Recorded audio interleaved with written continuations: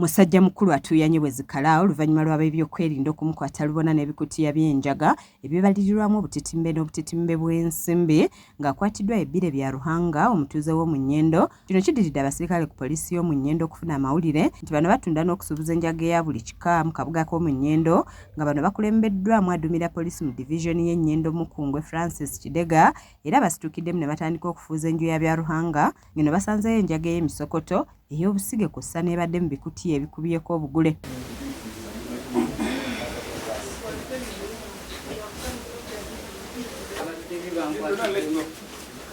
Bya Ruhanga omulimu guno abadde agukola ne mukyala we Victor Nasamula kw'ossa ne mutabani waabwe John Kisitu, nga bw'abuuziddwa ebbanga ly'amaze mu mulimu guno ategeezezza nti abadde yakagutandika ssabbiiti 2 emabega kyokka ng'amuleetera enjaga eno agamba tamumanyi. Kino kitabudde DPC Kidega n'alagira abasajja be bamutwale n'ab'omu maka ge kw'ossa n'ebizibiti byonna ku poliisi abitebye, nga Bya Ruhanga alabiddwako ng'akuba amasimu ag'okumukumu bamutaase naye nga buteerere.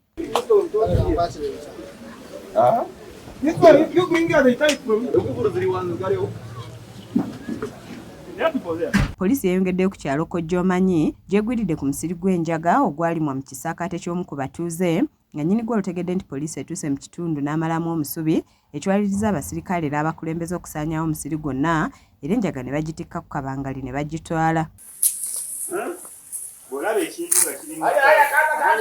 Abatuuze bategeezezza nti ebikolwa eby'obumenyi bw'amateeka omuli ettemu, ekiwamba abakazi n'abaana wamu n'ebirala bikyase nnyo mu kitundu kino, nga bino babitadde ku bantu abasusse okukozesa ebiragalalagala n'okusingira ddala enjaga, era ne basaba gavumenti okwongera okumyumyula ku bibonerezo by'ewa abantu nga bano. Ebiragalalagala bye bimu ebisingidde ddala okuleeta obutabanguko mu ggwanga lyaffe.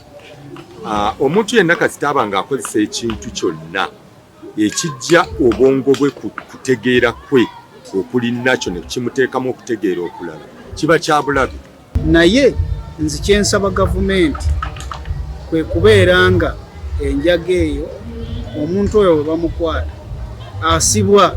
Afande Kidega akakasizza okukwatibwa kw'abantu bano n'ategeeza nti baguddwako omusango gw'okutunda n'okusuubuza enjaga ekikontana n'amateeka eggwanga lino kwe litambulira. We are looking at the preferred charge of being in possession of opium against the 3 people, and this sounds as a warning to everyone who could be dealing in this.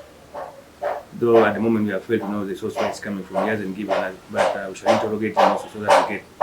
Kyasanku Bernard yakusakidde eggulu erino ku lwa KSTV Agale.